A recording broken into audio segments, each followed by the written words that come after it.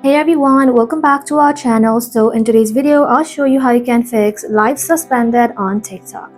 Let's go ahead and simply open up your TikTok application in your mobile device. Once you open the application, log into your account, and once you have logged into your account, go ahead and simply tap on the profile icon right over here. Now once you're inside the profile section, tap on the three-line icon, then tap on settings and privacy. Inside here, scroll below, then you want to go ahead and simply tap on report a problem. Inside here, go ahead and select live. Now go ahead and tap on hosting live, then tap on live is suspended. Just like that, you want to go ahead and simply tap on no, then tap on need more help. Now go ahead and simply choose live here.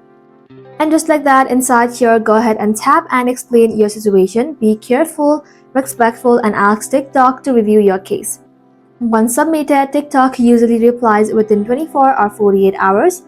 Also make sure you have turned on your two-step verification in settings and both your mobile and email are verified, and avoid any content that could break TikTok community guidelines.